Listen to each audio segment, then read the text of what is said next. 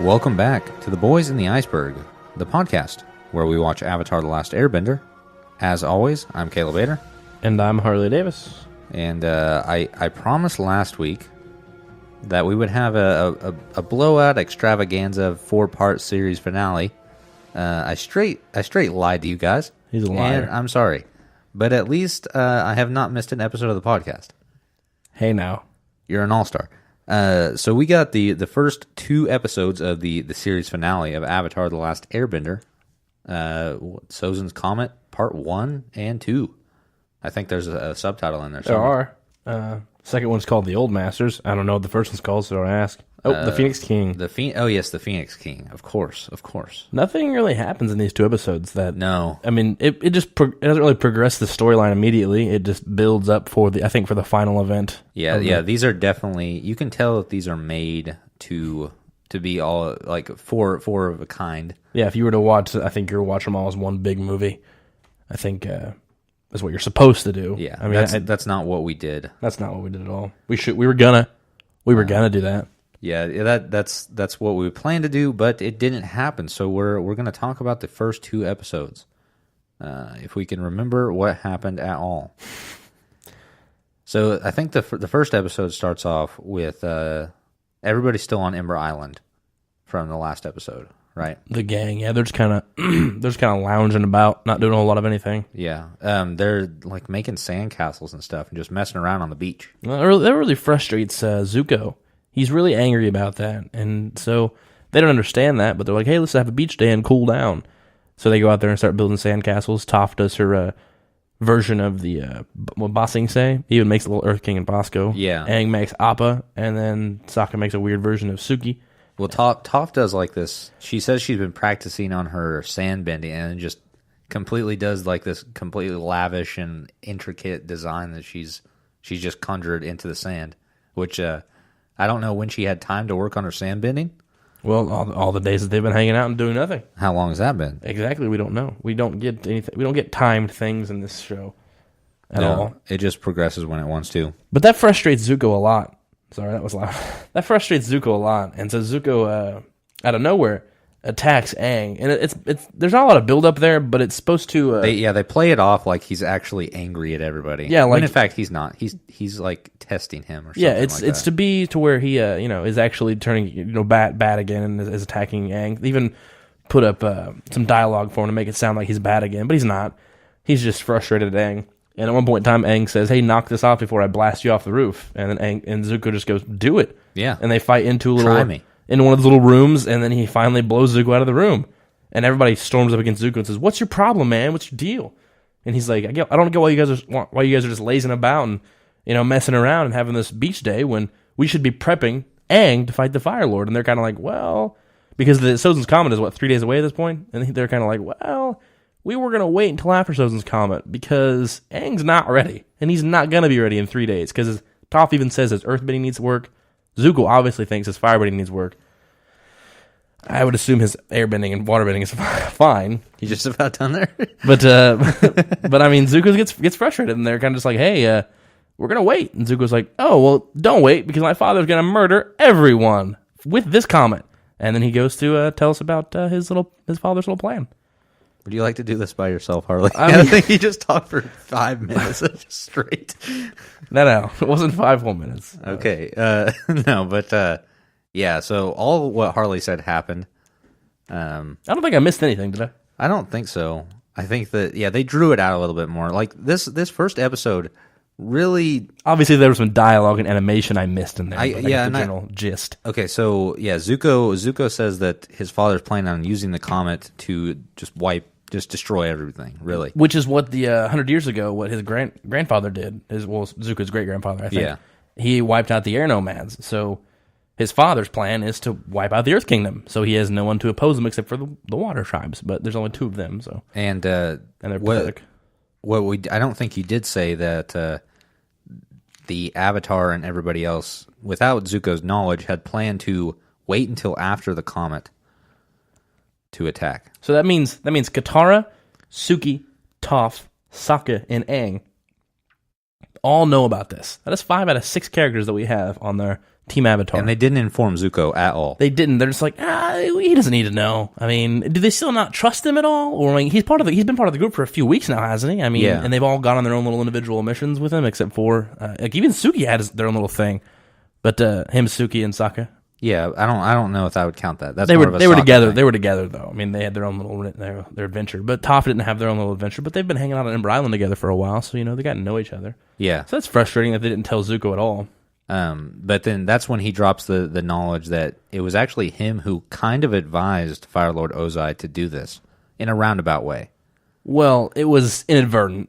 He was trying to tell him that because in the war room, the big group council thing was, hey, the Earth Kingdom is really what stands in our way. We still own Ba Sing Se, but there's sparks of rebellion popping up. And the Fire Lord goes, well, Zuko, what do you think we should do? Doing what Zuko's always wanted, to be at the right side of his father. He's literally at his right-hand side.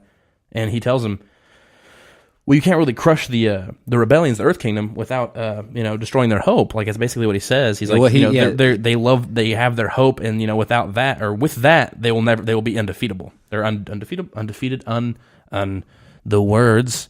So what he Immovable. says is that as long as the Earth Kingdom has their hope, and they have a lot of hope, then you will never be able to defeat them. So what Fire Lord Ozai takes that to mean is, we should probably destroy their hope. Let's just crush their hope all at once. And then Azula chimes in and says, we should just burn them all. We should just burn them all to the ground. Of course she would say that. Because she's a psychopath. Yes. So he's like, that's a great idea, Azula. Let's do that. And so their whole plan is to just get on airships and light the whole place on fire. Light the world on fire. And that's his plan. He steps up and he says, I will rise from the ashes as the Phoenix King. Yeah, so he's about ready to embark on his mission, Fire Lord Ozai, that is. And we get to see him with Azula. Azula has it in her mind that she's going to go with her father, and they're just going to destroy everything. Hand in hand, side by side, they will lay waste to the Earth Kingdom. But Fire Lord Ozai has a different plan that Azula is not privy to. Which is, in this scenario, he's manipulating Azula again. As Azula, we've come to know, manipulates. He tells her, hey, I don't need you here by my side. I need you governing the Fire Nation still. Like, you're my most trusted ally right now. I think if you were here, governing what's left of the Fire Nation, and I govern the four nations as a whole as the Phoenix King. That's his new name. He's like, I'm gonna address myself as the Phoenix King, and you'll be Fire Lord Azula, and you will be my first in command. Yeah, she didn't take it too well until he said that, hey, you're gonna be Fire Lord when I leave. Yeah, and that's her. I think that's her first her first unhinging, like scene of unhinging, because there's the point in time where she's in the what I call it again, palanquin. When she's in her own palanquin, palanquin, I think is what it is. When she's in her own palanquin and she's quite a few steps behind her father, she's yelling at the guys to hurry up because she wants to get there with him, because she wants to do it with him, because it was her idea. So that's her plan in her head is, hey, we're gonna do this together. And so they hurry up, and she's kind of getting mad about that. And so we're seeing a little bit angrier Azula, and less of a. Yeah, she's starting to break. Yeah, and I don't know what that's like. She's 14. I mean, you got to remember that you can't be the Fire Lord. You got to take a step back and realize she's going to have a lot of pressure pushed upon her and a lot of power pushed upon her at 14 years old. Is she the first female Fire Lord? Did she break the glass ceiling? I don't know. I believe so. The world may never know. I don't. And while all that's going on, we cut back to the gang, and Aang's a little stressed out now that he has to take on the Fire Lord before he thought he was ready. So the gang sort of gets together and tries to make it a little bit easier for him. Yeah, I totally forgot everything about the first episode.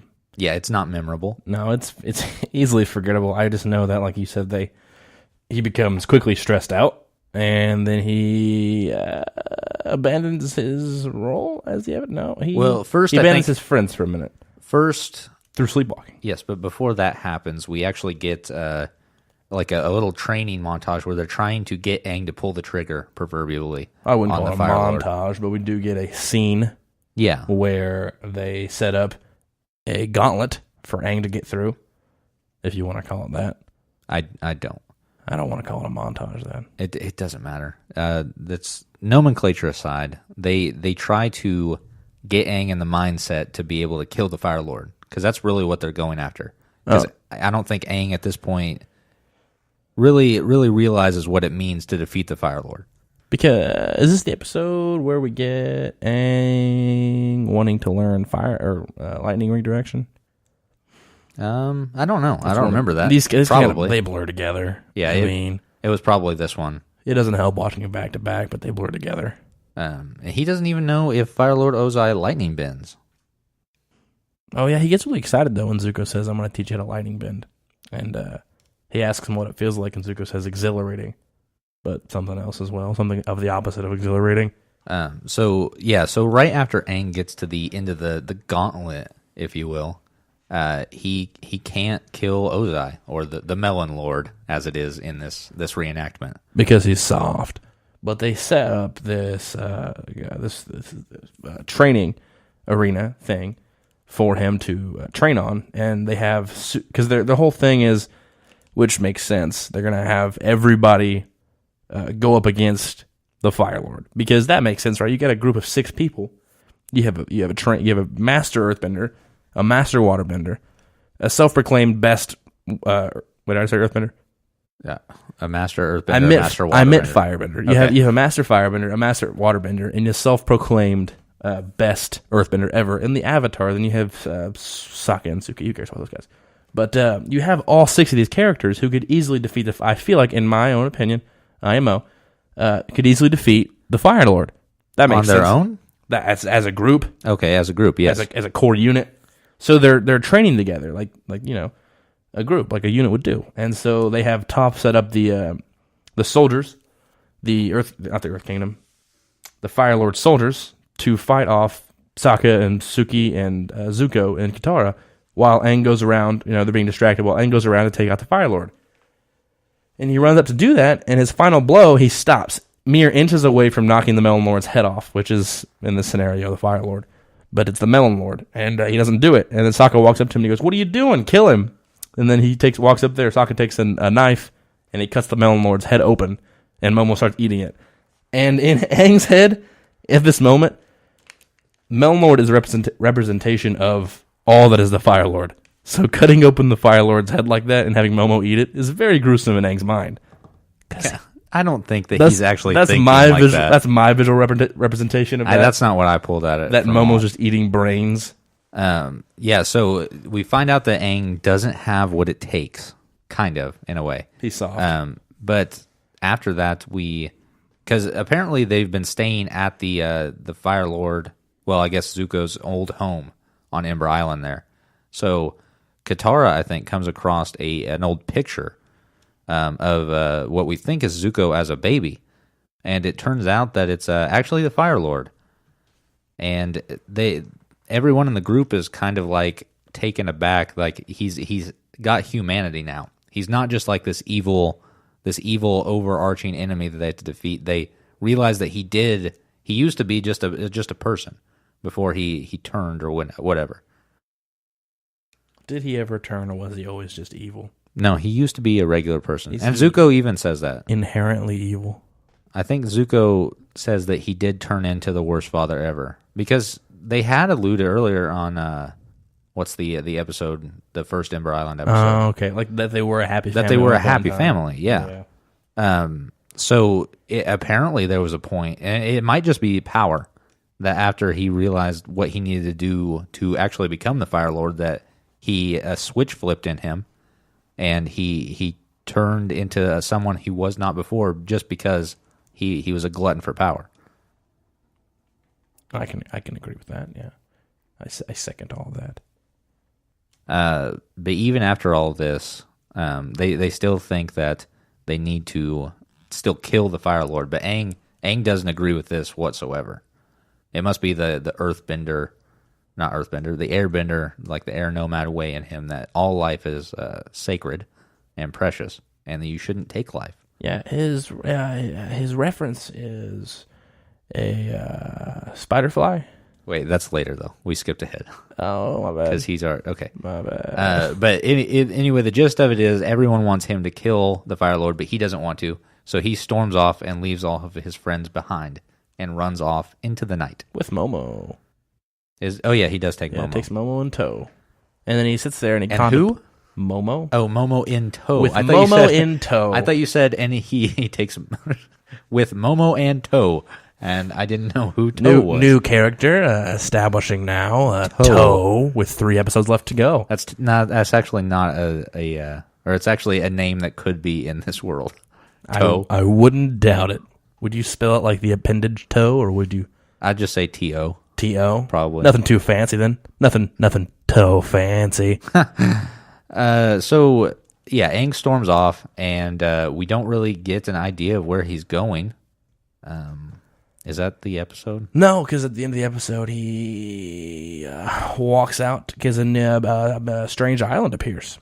A strange, small version of an island appears. And do then we see that? That is at the end of this episode. I 100% guarantee you. Okay. Yeah, okay. I didn't know if we saw the island or not. It's basically a big, large thing of mound of trees, and it kind of shows up, and Aang is asleep at this time, and he just kind of sleepwalks towards the beach, and Momo follows him, and then it rolls credits. I believe so. Probably. There's a synopsis on here somewhere that could tell us, but that involves reading. Yeah. Okay, so I think that's it for the episode, right? Yes, that is it for episode number 1. So let's get into some trivia. You got the trivia theme? Oh, great! You don't have the you don't have the keyboard. You didn't plug me in. That's not my problem. Okay, so first piece of trivia: this episode was part of an event called Countdown to the Comet. The new episodes of Avatar began airing on July 14th. Again, I hate this. It's so bad, but I'm going to read it every time in spite. Like, come on. This has been on for like the past 12 episodes. Take it off. They should have put that in the very first episode in season 1. Yeah, it's just the entire the thing. Countdown to season 3 finale. Yeah, that's about what it is. Okay, so the first real piece of trivia, the chanting that can be heard when the island / spoiler calls to Aang, causing him to sleepwalk / swim to him, is a Buddhist chant. Namo Ami Tuofo. Spelling's vary. And can also be heard during Winter Solstice Part 2, Avatar Roku, when Zhao and his soldiers are about to attack Aang, as well in Siege of the North Part 2, when Aang goes into the Avatar state and walks into the pond. So I think that signifies something mystical is taking place. That definitely reminds me of the Jackie Chan Adventures chant. I never watched Jackie Chan Adventures. Yes, you did. Because we didn't. We discussed it in 2nd grade. Are you sure? I was probably just making it up. Then. No, back to me being an idiot. Don't know. Back to me being an uneducated idiot who never paid attention to class. I didn't know how to pronounce antiques, and I said antiquas. What? Okay, well, what does this have to do with you said anything? It's antiques, you idiot. And that was the store that Uncle sold stuff out of in Jackie Chan Adventures. But he has a chant. You remember that way too vividly. I have no recollection of any of this. I'm pretty dumb, but I have a great memory. Okay. Of events, not facts. No, you're not wrong about that. Okay, so Sokka's terrible sense of aesthetics is shown once more. Here, he creates an ugly sand sculpture of Suki, which he is extremely proud of, despite its hideous appearance. I love how he put seaweed on the head. That head I didn't love it. That head of Suki, it's just a head, but it's arguably as it looks big. like the blob fish. What's that? The fish that looks like a human head that's been melted. I don't have. You know what I'm talking about? No, it's got like that weird nose. It's in not Mission Impossible, Men in Black 3. I might know what you're talking about. It's in okay. No, it doesn't the really matter only that thing much. I remember from Men in Black 3 is the song. Baby. I don't even remember that. It's a rendition of a song with Pitbull in it. Oh, I don't care about Pitbull. During the bar scene, June is seen fighting. Oh yeah, June's in this episode with Sneer Snoo or whatever it's called. I don't even know. Nyla. Yeah, but what's the? I don't know. We'll just It's call the her Nyla. the thing that smells. The snifferoo. Oh yeah, because Zuko goes and find, or is that the next episode? I don't even. Do they go and find the old people? That's the next episode. That is completely the next episode. But we do get June in this episode.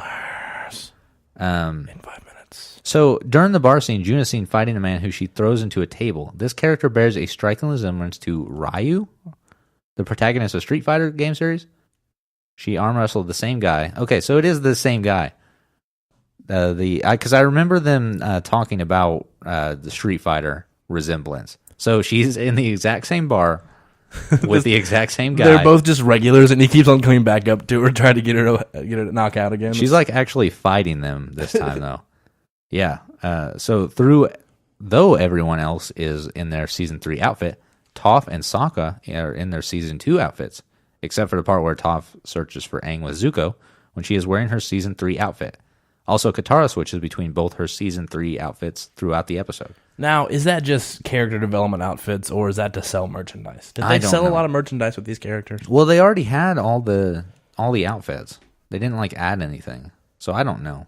But you said season 1 and season 2 are different season outfits, so I think it's all season 2 and 3. Well, but they're switching between them now because we're winding down. So I think they wanted to get everybody else back to what people are most familiar with. Okay, so the way it differentiates between the outfits reminds me of the Marvel Cinematic Universe, and that really frustrates me. It's not but this has an actual reason. Oh yeah, there's an actual reason in here, but for most of the character outfits in Marvel Cinematic Universe, it makes no sense. And they don't just keep getting they just don't keep changing. They have 2 outfits. So what if there was per episode there was a different outfit? Each episode, every episode like normal people. Well, yeah, normal people, because they have to wash their clothes all the time. But the reason why animators do that is to easily animate their characters. I understand the reasoning behind it. It's traditional. This episode has the longest recap due to the fact that this is the first part of the series finale. Viewers are reminded of the many different cliffhangers and plot twists that are to be resolved during the 4-part series finale. In case you forgot. Yeah. This episode is the first part of the 2-hour movie, Sozin's Comet. 2 hours? Is it? It's an hour and a half. Say, I was off by a little bit then, because they're 22-minute episodes, aren't they? I guess it's 2 hours, broadcast. Oh, with commercials and whatnot. And it actually pulled an average of 5.6 million total viewers and achieved the highest Avatar rating ever with 6 to 11 kids. 6-year-olds to 11-year-old kids and teens. Okay, I guess. I guess it's impressive. 5.6 million. The order in which Sokka mentions the elements is the order in which they are in the Avatar cycle. I don't remember when did he mention the elements. He's talking about us defeating the Fire Lord, and he says everybody in the group, and then he says he's got a sword and a fan. Sword. Yeah. Dumb. At the end of the Western Air Temple, the episode, Katara warned Zuko that she would not hesitate to kill him if he were to hurt Aang. She had forgiven him in the Southern Raiders, so she might have decided to wonder why he attacked Aang this time rather than retaliate. Yeah, that bothered me. I know they've all had their little, I'm going to say 3 weeks. That's my guess. Maybe less than, between the Comet and the Eclipse. They've had a little bit of time together to heal and, bond. But Zuko just outright attacks Aang while they're having a beach day, and nobody else reacts. There's a point in time where Katara comes back from the water, and Sokka's sandcastle is destroyed, or Sandsuki. And Katara goes, "What happened?" And he's like, "Oh, well, he just went crazy and destroyed my Sandsuki or whatever." And he's like, "Oh, but he also is attacking Aang." And none of them really react to that. They just kind of run off towards the disaster. They don't try to stop Zuko. But they all could easily stop him. You have to maybe think that this is Zuko's training tactic. He might have a predisposition to this previous to us seeing this. But they all immediately start towards him, freaking out when he stops. When Aang stops Zuko, they all start ripping him a new one. They're like, "What is that? Why were you doing that?" It's not like, "Hey, that's a cool training tactic," or why were you doing that? I tried to say training tactic. Yes, but what I'm saying is they might be a little bit more used to this, a little bit more open-minded. Even though this is probably the furthest it's ever gotten, he's probably employed something like this in the past, and so they're a little bit perturbed by this. Yeah, I don't like it. Anyways. So the last piece of trivia is something about a little lighter subject. This is the second episode in the series where all the members of Team Avatar have worn swimsuits. Oh yeah, the beach being the first. It is the first time Suki has worn a swimsuit in the series. I guess she was just wearing her regular clothes though. Swimsuits right? No, she had a. Where did they get swimsuits at? Like a white 2-piece on. I don't know. You don't know? It sounds like you very much do. No, I don't know where they got them. I don't know. I don't know the answer to your question. Okay, Harley. And with that wraps up the first episode. We're going to take a quick break, and we'll be right back.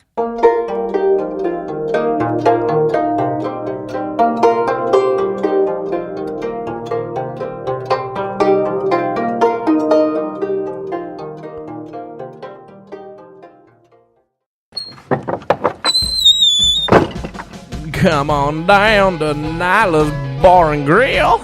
The only bar and grill in town that will cook you food. And let you get beat up by a woman named June. She'll beat you right up. She will, if you look like Ryu from Street Fighter. Did I mention we got food? And a grill. We'll serve it to you. The grill.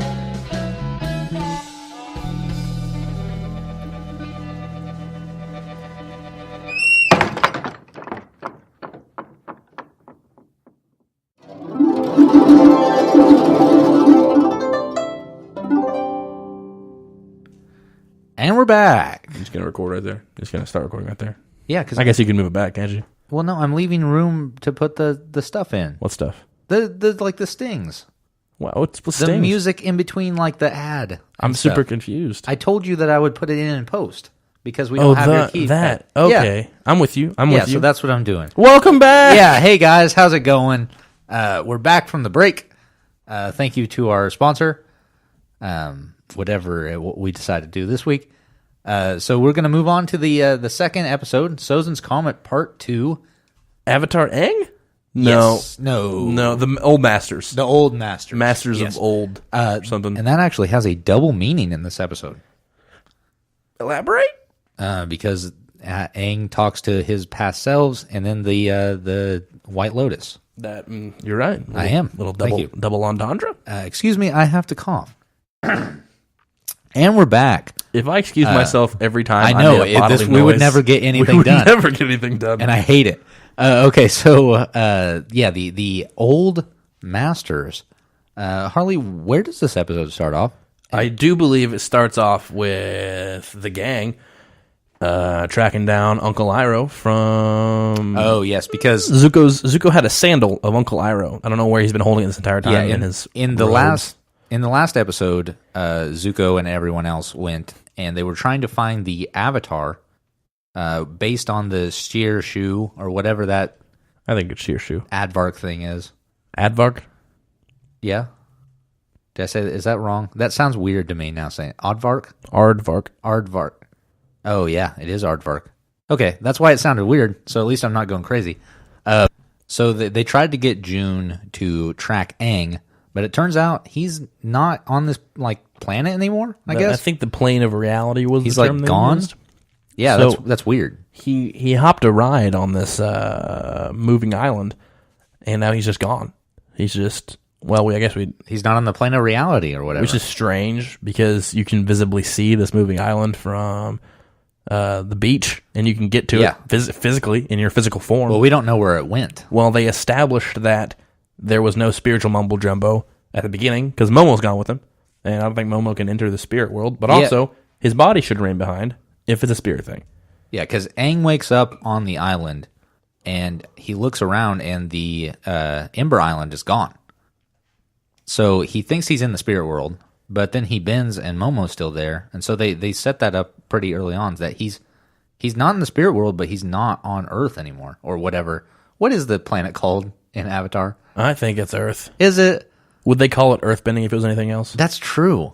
But also, it's not Earth. Isn't that a weird thing?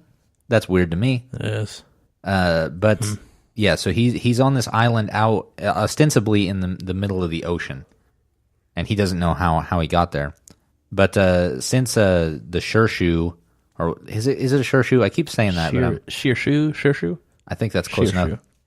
It couldn't find Aang, so they decided to go with the backup plan. Zuko still has one of Iroh's flip-flops. Somehow he's been carrying that around with him the whole time. Yeah. Don't know. It's creepy. But so they use the Shershu to track down Uncle Iroh's thing. Uncle Iroh? Uncle Iroh. They use it to track down Uncle Iroh. And they find this group of old men. Well, they don't yet. They find My bad. I'm getting ahead of the game. I don't even remember where all this is at. I got you. I followed along. They follow into the Ba Sing Se, and there is a huge hole in the wall of Ba Sing Se now. Yeah. And it's where the drill is. It's really late now. Is it where the drill was? I don't know. Probably. Maybe. Would have made it easier to bust through. Harley, what are your feelings about how the drill got there so quickly? I don't want to get how no one noticed. I don't want to get into it. So they meet these gang of old men, which comprises of some familiar faces from the past season. Zhang and Paku. Is it Zhang? And it's Jeong. Zhang. I think you're saying more like Zhang, which is racist. Am I adding racism into it? Yeah, I think it's a little bit of racism in your voice Zhang. And then Boomy is there. Boomy. And Paku. I have a Master Paku from the Northern Water Tribe. My bad. What is the Swords Master's name? I asked you a question, and the polite thing is to answer it. I don't know. Okay. Whatever the Sokka Swords Master's name is. Piandao. Thank you. Is that it? Am I maintaining racism in my voice? Piandao. Yeah. That's more like Irish, though. That sounds like an Irish accent. Piandao. It does. Yeah, but I think is that it? Because we don't see Iroh. Yeah, because it was just the group of 4 people that we've met, which I never. When I watched it as a child, is it 4 or 5? As a wee tot. Well, you got Boomy, you got Zhong, Paku, and Piandao. Oh yeah, because they don't have. Iroh makes 5. I was adding an Airbender because I thought they were represented, but there's no Airbenders. They're all dead. They'd be so funny. They just don't acknowledge it at all. They put another Airbender in there. There's just one Airbender They don't left. acknowledge that he exists or she. That's fine. But anyways, yeah. I was going to say some things, but I forgot. So they explain what they're doing there. Apparently, Iroh has brought them all together. They are part of the Order of the White Lotus. Which it hasn't been established, but it was hinted at in the first season, I think that they did establish. And then it was established in the second season. Yeah, but we didn't know it was like a fighting force. We didn't know how many people were in it. We knew Piandao. Yes, because that was in the third season. And we knew that one guy that helped Zuko and Iroh escape the 2 Earth people who were trying to kidnap Toph. Yeah, so we knew about season that. 2. But I think that's the extent of what we've got. So it's been an underlying theme throughout all 3 seasons. So they did a really good job of setting that up. Don't ask me to quote the first season of where it started from. I don't know. The White Lotus. I think it was underestimated piece, Zuko. Yeah. We had to go get the White Lotus piece from the pirates. Philosophical terms from Uncle Iroh. Yeah. But anyways, so those guys say, hey, we're going to take you back to Uncle Iroh then because apparently Iroh has coalesced this group. He's what's brought them all together. Because he is a Grand Master of the White Lotus clan. That sounds group. Grand. Yeah. So apparently he is not with the rest of the people. I don't know why. For some reason, he's second out. And I think that's just for a dramatic thing. Oh, yeah. I think so. Definitely. You get the core group of people we've already met throughout the series, and then you get to introduce Iroh. That way, Zuko and Iroh can have their moment. It's for a dramatic effect. Well done on the writer's part. Kids aren't going to question that. Yeah, and it's a really cool moment because Zuko does go back to where Iroh is asleep at this point and sits down and waits for the entire night, which is it's a cool moment though. It's a bit of a creepiness, and so he's just sitting there, just reflecting on what all he's done and what he's going to say to Iroh when he wakes up. He's very against going to see Iroh first, and this is where we get a little bit of Katara saying, like you've seen Katara come over her problems with Zuko. She's gotten over that because she addresses it. She goes, "Hey, what's your problem with your uncle?" And he goes, "Well, my whole life I've done nothing that my uncle's told me to do." Yeah, every time he everything the wrong way in his uncle's eyes to him, which is kind of like every go with me here for a second. I don't care how you feel on this individual level. Oh, I can tell you I don't care about it. Almost every individual boy man in the real world. I don't know what you're talking about. You're gonna let me finish, and then you will know what I'm talking about. Okay, come on. Always thinks that their father is disappointed in them in some level or another, and you're trying to what am I trying to say here? You're trying to fix that. You're trying to remedy that problem. In your head, you think every little terrible thing you do your father is disappointed in. So And- in this instance, Iroh is Zuko's father, and he feels that his father is disappointed in him in every choice he's made, which is the exact opposite. Well, I think that Zuko does have confirmation that his father is very disappointed, and the proof is on his face. His figurative father. I understand that, but I think that there's two facets of the don't do that. I've expressed my distaste with that. Are you disappointed in me? Yes. As your father, I disown you and go search for your honor. You're banished or whatever. Go find the Avatar. But I think that there are two facets of fatherhood to Zuko, because his father has never really been a real father to him, but he is still His biological father. yeah, he's still his biological father. And Iroh, even though he didn't really know it, was the father figure in his life, even though he was trying to get his biological father less disappointed. As he said, he had a father all along. In the words of the great Michael Rooker, he may have been your father, but he wasn't your daddy, boy.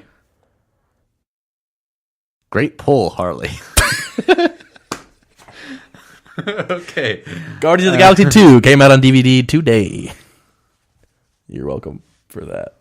Did it come out today? It did. Let's go watch that. Right now? Let's just cut out the podcast and go finish. Yeah, we should probably finish this first. I don't need. Where were we at? Fatherhood. Examples, daddy father, issues. boy. Okay, yeah. And in the episode, where were we at? Oh, yeah, Zuko's waiting on Iroh to wake up.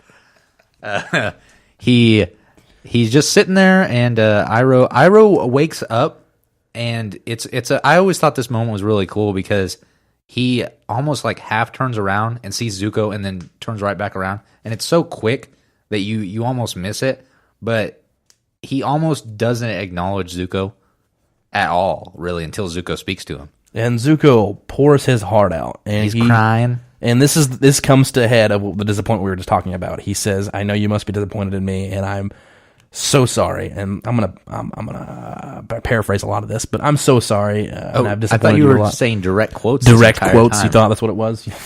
I just memorized the whole. Yeah, the whole from here episode. on out, paraphrase. Paraphrasing. Okay. And I'm so sorry that you must be so disappointed in me, and I've done so much to hurt you, and I've betrayed you, and I left you behind, Yeah, and stuff like that. And then in the middle of him tearing up, and this is kudos to Dante Basco. This is really good voice acting. There's a lot that goes into voice acting, and Dante Basco really pulls the character of Zuko together right here. And he's finally, I think, as a whole character arc, he's completed it. He's completed his whole character arc right here. And he's finally come back to his uncle on the good side, team good, team Avatar. And in mid breakdown, in mid tears, in mid confession, Iroh takes him in his arms and he holds him. And He says, like grabs him and pulls him towards himself. And I he's- just thought that was cool. Also, he says, I was never angry at you. You found your own way and you did it yourself, which is a callback to what Zuko said to his own father. I found my own way, and he's like, I learned everything, and I had to learn it myself. And I think that's really cool. We have now come full circle. Zuko's character arc to me, as in my own opinion, is at a close, and that's it for Zuko. Like we get a few more episodes of Zuko obviously doing physical things, but emotionally Zuko's done. that's not true. Tis. There's still Prove me wrong. okay. Let's watch the next episodes. We will. And Korra. Spoilers. He does have a bit in Korra. What do you think about that, Harley? Okay, Stop that. so we're that the episode moves right along from there.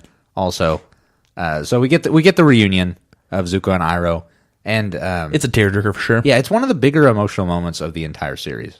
Like honestly, I think that the Iroh Zuko storyline is bigger than anything else. Because this would be, if you're even completely heartless, this will be the second moment with Iroh involved that will almost bring tears to your eyes, or at least let you feel something. The first one being with his I feel nothing. monument of his son. Monument of a son. Monument of his son. Monument to his son. Memorial, my bad. Memorial. His song. Yeah, like the shrine, Leaves the on the altar vine. that he makes. The Leaves on the Vine song. Yes. Yeah, Iroh's a great character, really. So we figure out that, or we are told basically that Iroh has brought all these people together, and he has sort of an inner knowledge of the inner workings of like the destiny of everyone, because they tell him that Aang's gone, and he's like, oh, it's okay, he's gone to find his path, and he'll meet you, and everybody will converge. Your destinies are intertwined. He's extremely spiritual, if you haven't gathered that at all. I did, actually. This was to the viewers, not to you. Oh. Well, why don't you talk to me? Take a back seat. It's like a conversation. Take a back seat. Or next time you're going to talk to the viewers, say, hey, viewers, listen up. None Harley here. So say that verbatim. Say it back to me. Harley here. No, hey, viewers, listen up. None of this. Harley here. None of this backseat podcasting from the front seat. None what of are it. you talking about? None of it. I don't understand what that even means. Take a back seat. To the podcast in the front seat? What are you talking about? The front seat podcast. Who is driving the is it? Are we still being driven? Are we? I don't know. This is a self-driving podcast. This metaphor is falling apart, Harley. It is. It's falling apart fast. It was never fast together. As this car we're in that we're driving from the back seat. Back to the episode now. I hate you. Okay, so I don't even know. Some stuff happens, and Aang has some conversations with his past selves on this mysterious island. Because he is confused as to where the heck he's at. He has found a small part in the middle of the island that is neither earth nor steel. Nor wind or fire. Nor wind nor fire. And he uses this opportunity to meditate, because he talks about how he wants to talk to Roku. He wishes that someone would give him some wisdom right now. So he doesn't necessarily go into the spirit world. He just taps into his memories. Kind of like a memory palace with that one. But it is like spirit world adjacent, right? Relatively. See, because when did he get his spirit powers back? Because I don't know. I thought they were broken at the end of the second season. I don't see it as a spirit world. I don't see it as a spirit world transfer. I see it as, what's that Simon Baker show where The Mentalist, where he has a mind palace. I think with all the years of him being... Oh, you mean Sherlock? No. The one that came before that, less good, with Simon Baker. Oh, okay. You're talking... The Mentalist is less good. The Mentalist. But no, I think Aang, with all his time spent in, I don't know, monkhood, whatever you want to call that, being a monk, I think with all the time being spent there, that he has learned to place and organize his mind palace. And so I think that is him we just get a visual representation. I don't think he's actually seeing these. I think it's just a visual representation for the audience. I don't know, because it's the same exact style and the same like hues and stuff of the actual spirit. But he's not in the spirit world. Yeah, but like everyone else is represented as a spirit. I think that's just how he represents them in his mind. I don't know. I think he's actually... Because when you go to the spirit world, they're in different colors. If you want to discuss representation, they are in different colors and represented differently. What are you talking about? You're talking about they look the same as they would in the spirit world? Is that what you said just a minute ago? No. I misheard that then. Okay. Well, that may have been what I said, but what it was, like the first time we saw the dragon, Roku's dragon. The very first, the blue hue, yes, stuff like that. It's the same exact same setting they're at right now. Yes, I can agree with that. And I think this place is more spiritual, so I can understand if they want to give him back his spiritual powers or whatever at this point, just because of where he's at. But I don't think it's just like a mind palace thing. Okay, so I mean, I can come 50-50 with you. I can meet you halfway. I can say this is a bit of. I am steadfast. That's fine. And resolute. I think this is a bit of mind palace nonsense and spiritualness, because I think being on this island he's on is, I would say, halfway between reality and the spirit world. I don't. That's why they can't find him on the plane of. But could they find him if he was in the spirit world? Probably not, right? That's a good question. I don't know. A good question. Maybe the Shearshoe is spiritual of some sorts. Maybe. Probably not. I feel as if I'm screaming at you right now. Are you? Does it feel that way? No, you're fine. I feel incredibly loud. I feel like this is how it's been the entire podcast. I'm just screaming at you the entire podcast. Well, yeah, usually, but not any more than usual. Okay, so let's get back to the episode. Stop derailing. Let's finish this. I want to watch Korra. And we can't do that until this episode and the next one's over. 2 more weeks, kids. Yes. Well, this weekend, next week, I guess. I also want to get to the end of this episode because it's my all-time favorite moment of Avatar. Like, of 3 seasons? Yes. And it's not even that big a deal, but I love it so much. What is it? We'll get to that in the end of the episode. Just whisper to my ear. Just whisper. The island. All right, anyways, okay. So, the island ends up being a lion turtle. I hate you. I was going to reveal that later on the episode. But yeah, we can just go ahead and skip all the rest of it. Because this is the coolest part of all of Avatar The Last Airbender. The lion turtle. And now you just ruined it. It's got no effect whatsoever. No, but I really love this part because Aang sees that the island is moving. And he's like, okay, I got to go check this out. Because an island can't move, right? Well. Right? Well. So he swims underneath it, and it's got like an arm that it's swimming with. And he's like, this is the biggest animal I've ever seen. Ever. In my life. Bar none. Well, it's a whole island, so I can understand. Yeah, it's a giant animal. So he swims around to its head, and he's like looking around, and it opens its eye. And it's a massive eye. It's the largest eye he's ever seen. Bar none. Now, correct me if I'm wrong, which I usually am. Did you ever watch the sequels to the Disney movie Aladdin? No, and I don't know where this is going, but I'm excited to take this trip. Gotcha. Okay. I believe it's the third one. The second one's Return of Jafar, I think. Okay, I did see Return of Jafar. Okay, the third one is King of Thieves, I think. Like Sinbad? Is he the Prince of Thieves? King of Thieves. Or is that Prince of Persia? Well, this introduces you're going off here for a second. This introduces Aladdin's father. Spoilers. I'm sorry. Sinbad. So maybe I haven't seen Sinbad or read Sinbad. Or isn't his name Sinbad in the movie though? Because I vaguely remember this. I don't know. Because they go to like a place that there's like a river or something, and there's a cave, and he says, "Open sesame." Yes. Yes. Okay, so I have seen this, but I don't very much remember it. Okay, well, in the movie, they still have their musical numbers and whatnot, which is hilarious to me. But in the movie, they go to an island, which is resting on, you guessed it, a giant turtle. Yeah. And we have this almost exact same shot-for-shot scenario of them being right beside the head and the eye opening up. And that's what it reminded me of. This is way older than Aladdin 3. I don't think it is. Because have you ever heard, there's like, and I don't know the specifics, but there's some theory about how the universe is just resting on the back of a turtle floating in space. Oh no, I'm talking about in comparison to. I have heard that in comparison to Avatar. I think the Aladdin, out of the two of them, it gets ownership.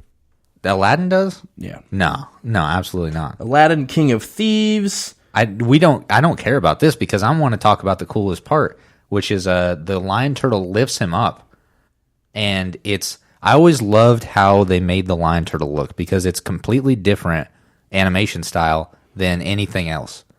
And I think that's done purposefully. And also, we get a little bit, it's sort of reminiscent of that in Korra. Such as, what do you mean? Well, I don't want to get too much into Korra, but this lion turtle it looks realistic. It's drawn way more realistically than any of the other cartoon elements in this show. Not as realistic as those strange SpongeBob stills where they zoom in on somebody's face, but realistic enough to set it apart from the rest of the animation to make it its own creature. Yeah, and it stands apart, and I think that sort of gives it an air of it being larger and everything else also but it lifts Aang up, and Aang starts talking to it. He's like, what should I do? I don't want to have to kill the Fire Lord, but is there another choice? Because at this point, he's already talked to like the past Avatar incarnations, and they've all basically said, you're gonna have to kill him for the greater good. The greater good. And this when I first watched this episode as a child, even when I was a kid, I picked up on voice actors and where they come from and stuff like that. I'm pretty sure his name is something with like M. Richardson or something like that. Keith or Kevin Michael Richardson, I think is his name. And if you Kevin Michael Richardson, it's just Kevin Michael Richardson. Kevin. I'm looking Michael it up right Richardson. now. It's Kevin Michael Richardson. Okay. Yeah, I'm with you.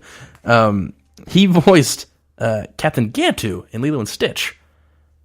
I'm not really caring about any of this right now. You don't have to. You don't have. I'm just giving him this is the coolest part of some Avatar, credibility. and we're not even really talking about it. And I'm derailing it. Yeah. So doing my darndest. The lion turtle starts talking back to Aang in this like really deep voice.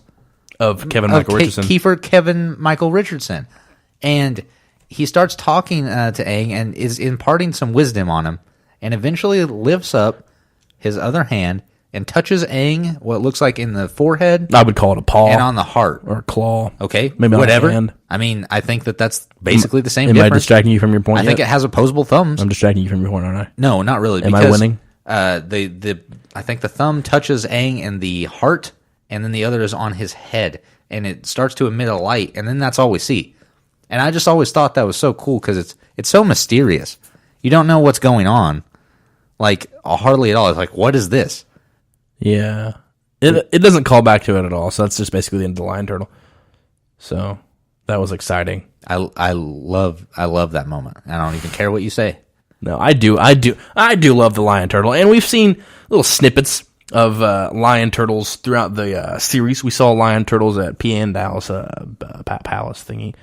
We saw lion turtles, I think, in the Fire Nation's palace, Fire Lord's palace. I can't remember. We saw, I think, lion turtles at the Nomad's place, whatever it is. I don't know. Are they nomads if they just live in one place? Anyways, you know what I'm saying? That's true. We've seen. I think that they migrate. They just switch. They switch out. Yeah, every once in a while, like every 15 years, they move. Time to go west. Technically a nomadic. But anyways, yeah, so the lion turtles have been a very small theme throughout the show, but never in name. No, never in name. We finally get lion turtle, and never really like a direct reference at all. Do you think they thought that through to the third season when they first introduced, but when they first threw it down as a background element? I think they had this entire thing planned out from season 1 to the end of season 3. Oh yeah, I think we talked about this before, didn't we? Yeah. Well, I know that's why they end up ending the series, because they had a clear plan in place. They had their story sought out. They might not have all the details, but they definitely knew what they were doing. Mm-hmm. This isn't Lost. No. Is there anything else after that? I don't even care if there is. Although there is a moving island in this episode. Oh, we actually end. I remember how the episode ends. I don't. Enlighten me. Okay, so we see Fire Lord Ozai, and he has taken the crown of the Phoenix King, and we see Sozin's Comet finally come into orbit. And then Ozai's looking up at it, and he's ready to go. He's rearing and ready to go. And then we see Aang standing in the opposite direction looking up at it also, because he now knows what he has to do.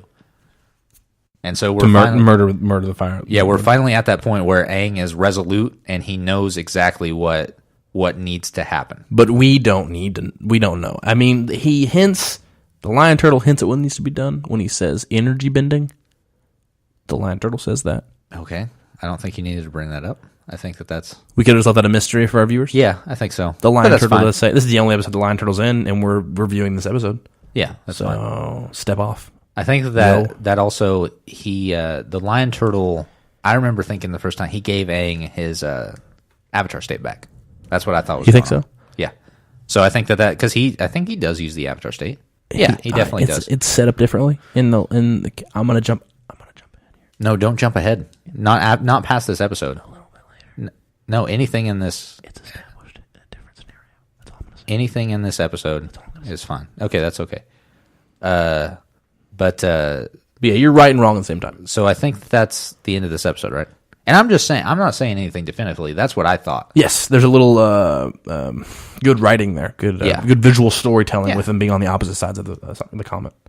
Okay. Do you want to do some trivia now? I mean, I do. You're going to read it off, but I want to do trivia. Go for it. This episode was part of an event called Countdown to the Comet. The new episodes of Avatar began airing on July 14th.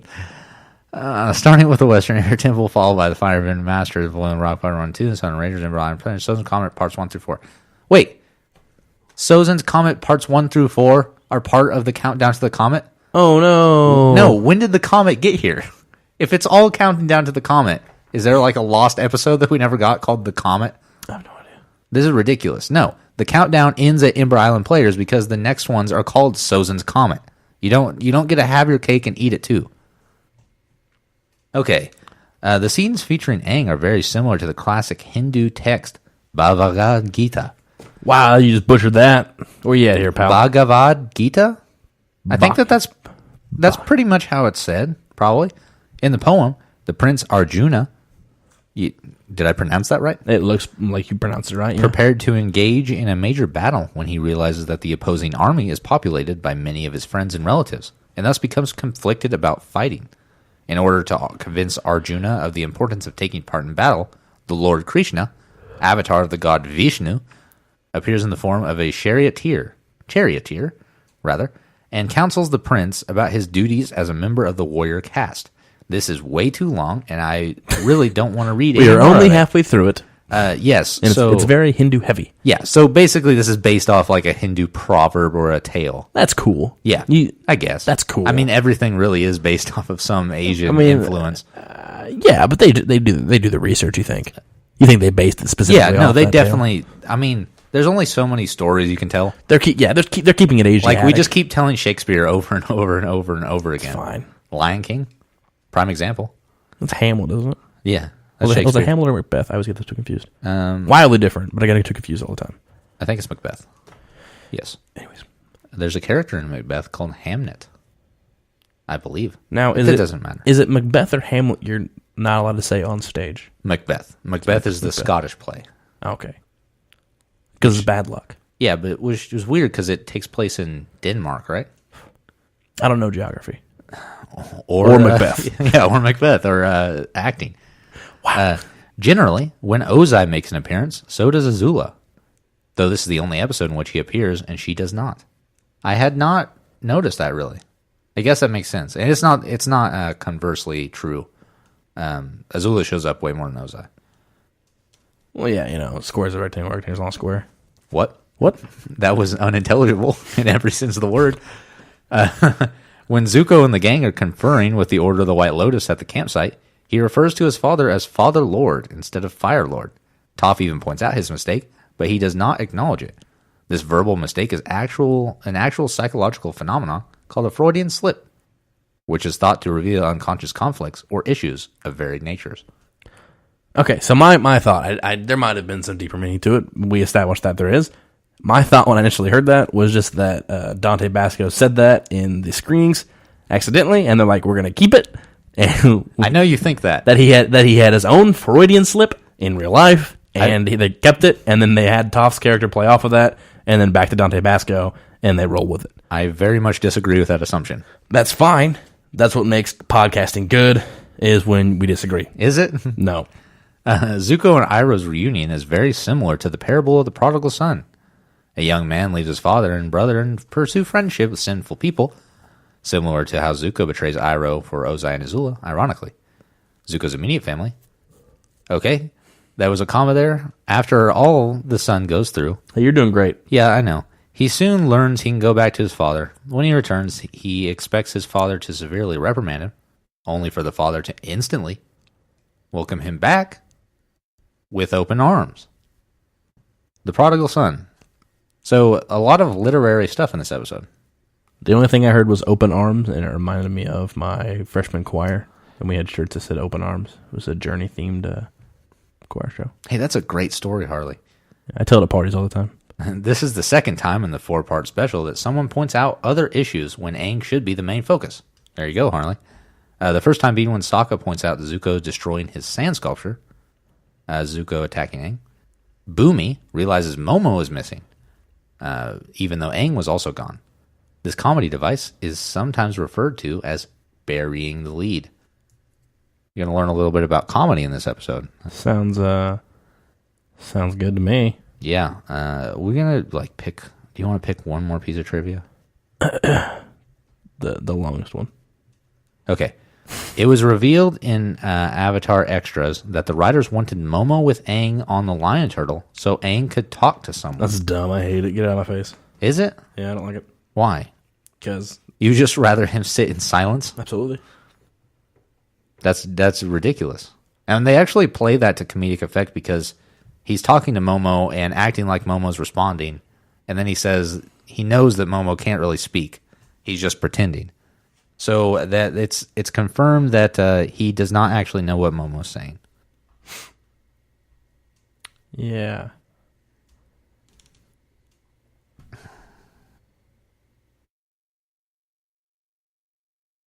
You want to wrap this up? I do.